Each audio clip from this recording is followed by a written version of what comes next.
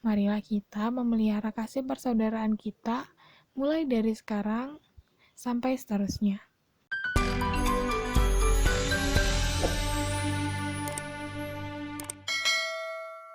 Shalom teman-teman Aposo. Hari ini kita akan mendengarkan renungan tentang menjaga kasih persaudaraan.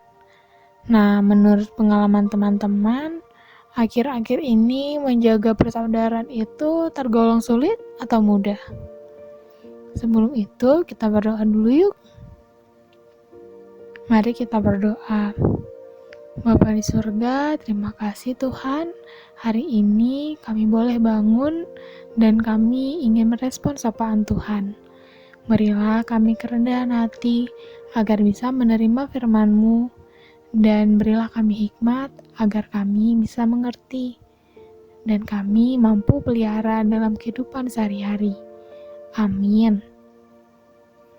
Teman-teman Aposo, sebagai anak Tuhan, kita sudah seharusnya memiliki hati yang penuh kasih terhadap saudara kita, karena itu merupakan perintah yang disampaikan langsung oleh Tuhan kita Yesus Kristus. Kita bisa baca di dalam 1 Yohanes 4 ayat 19 sampai 21. Yuk kita baca bersama-sama.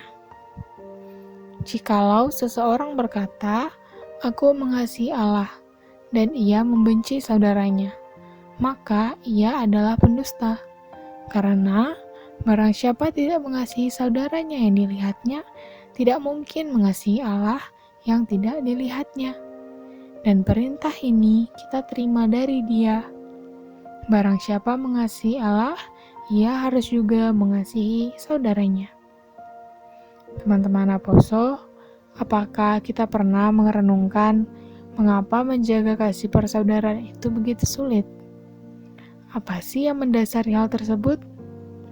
Nah, saya mau mengajak teman-teman untuk sama-sama merenungkannya, bahwa ada beberapa hal yang mendasarinya, yaitu yang pertama, mempunyai mentalitas independen. Mentalitas independen itu ketika kita memiliki keinginan untuk bebas, untuk tidak terikat dan tidak mau diatur. Nah, mentalitas ini berdampak pada poin kedua, yaitu individualis, di mana kita menjadi berpusat pada diri sendiri, kita bangun isolasi sosial, dan merasa hidup kita cukup hanya tentang diri kita sendiri. Akhirnya, ia menjadi poin ketiga, yaitu egois, di mana hanya diri sendiri yang dipentingkan dan tidak memerdulikan perasaan orang lain.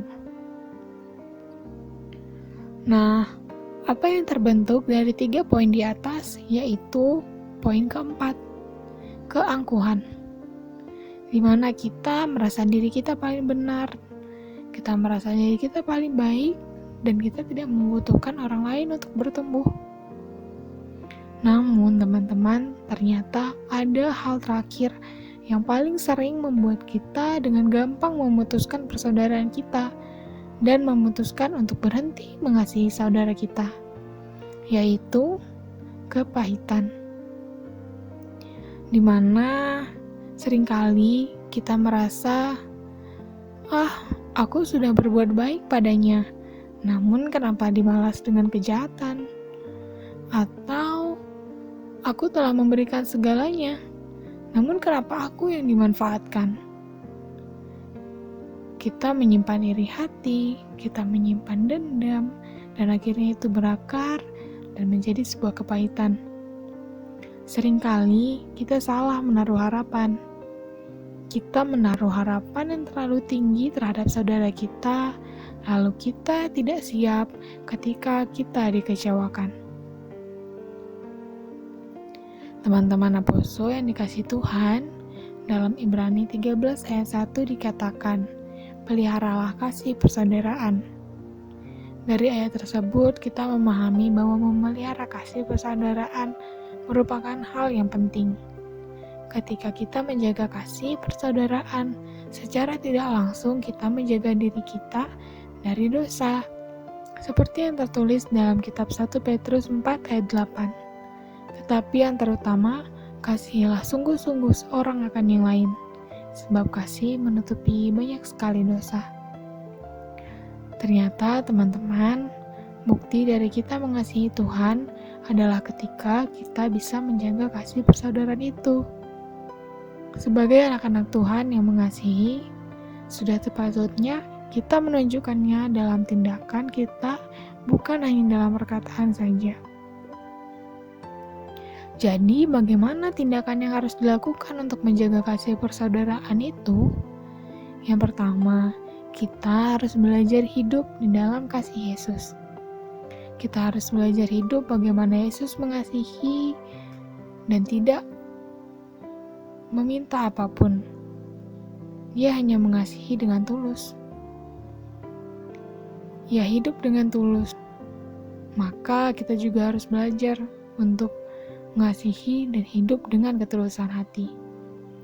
Lalu yang ketiga, kita harus belajar untuk saling mengampuni. Nah, teman-teman, setelah mendengarkan renungan ini, marilah kita memelihara kasih persaudaraan kita mulai dari sekarang sampai seterusnya. Berhati-hatilah dengan kepahitan, dengan iri hati, dengan kecemburuan, karena inilah biasanya yang menjerumuskan kita, yang membuat kita jatuh ke dalam dosa. Tetap semangat mengasihi, karena Tuhan telah lebih dulu mengasihi kita. Amin. Mari kita berdoa. Terima kasih Bapa di sorga atas firman yang boleh kami dengar pada pagi hari ini.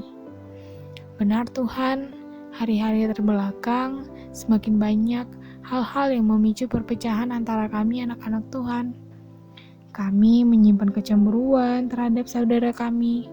Kami tidak puas dengan hidup kami, dan kami menyakiti sesama kami. Ampuni kami Tuhan, karena kedagingan yang kami pelihara, dan karena kami jauh dari Tuhan, sehingga tidak mendengar seruan Roh Kudus yang berbicara dalam hati kami.